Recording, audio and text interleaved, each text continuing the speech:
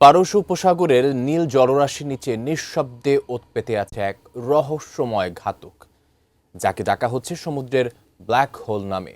একদিকে মার্কিন রণতরীর গর্জন, অন্যদিকে ইরানের অদৃশ্য সাবমেরিন।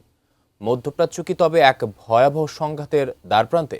কিভাবে মার্কিন নৌবাহিনীকে চ্যালেঞ্জ জানাচ্ছে ইরান? বিস্তারিত জানাচ্ছেন সাদিয়া সিদ্দিকা। সাম্প্রতিক সময়ে মার্কিন প্রেসিডেন্ট ডোনাল্ড ট্রাম্পের কঠোর হুঁশিয়ারি এবং ইরানের পরমাণু কর্মসূচিকে কেন্দ্র করে মধ্যপ্রাচ্যে নতুন করে যুদ্ধের দামামা বেজে উঠেছে। উত্তেজনার এই পারদ যখন তুঙ্গে, ঠিক তখনই মার্কিন নৌবাহিনীর পঞ্চম ফ্লিট এলাকায় মোতায়েন করা হয়েছে শক্তিশালী Abraham Lincoln career strike group. একে ওই অঞ্চলে মার্কিন সামরিক পেশি শক্তির এক বিশাল প্রদর্শন হিসেবে দেখা হলেও যুক্তরাষ্ট্রের এই প্রস্তুতির বিপরীতে ইরান তার তুরুপের তাস হিসেবে সামনে আনছে শক্তিশালী সাবমেরিন বহরকে। বিশেষ করে রাশিয়ার প্রযুক্তিতে তৈরি কিলার ক্লাস সাবমেরিনগুলো এখন মার্কিন নৌবাহিনীর জন্য সবচেয়ে বড় মাথা ব্যথার কারণ হয়ে দাঁড়িয়েছে।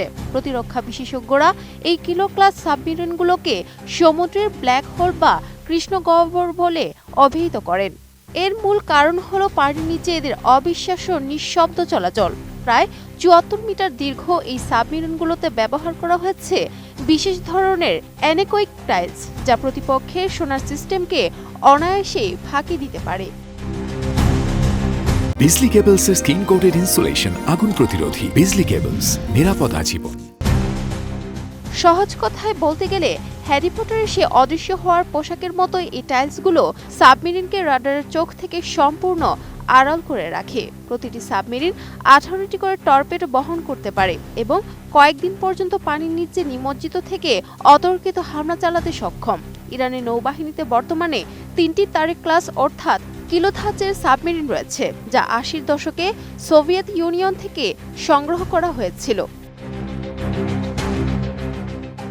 তবে পারস্য উপসাগরে এই দানবীয় সাবমেরিনগুলোর চলাচলের ক্ষেত্রে একটি প্রাকৃতিক সীমাবদ্ধতা রয়েছে। এগুলো চালানোর জন্য অন্তত 164 ফুট গভীর পানির প্রয়োজন হয়, যা পারস্য উপসাগরের প্রায় 2/3 এলাকাতেই নেই। ইরানের হাতে এই শক্তিশালী সাবমেরিন ছাড়াও অগভীর পানিতে চলাচলের উপযোগী ফাতেহ ক্লাস এবং গাদির ক্লাস ছোট সাবমেরিন রয়েছে, যা গেরিলা আক্রমণের ক্ষেত্রে অত্যন্ত কার্যকর। সামগ্রিকভাবে পারস্য উপসাগরের এই নোনা জলরাশি এখন বিশ্বের দুই শক্তিশালী পক্ষের স্নায়ুযুদ্ধের কেন্দ্রবিন্দু।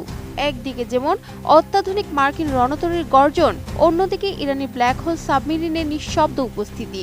সব মিলিয়ে মধ্যপ্রাচ্যের পরিস্থিতি এখন এক অনিশ্চিত আগ্নেয়গিরির উপর দাঁড়িয়ে আছে। Sadia Siddika, ATN news.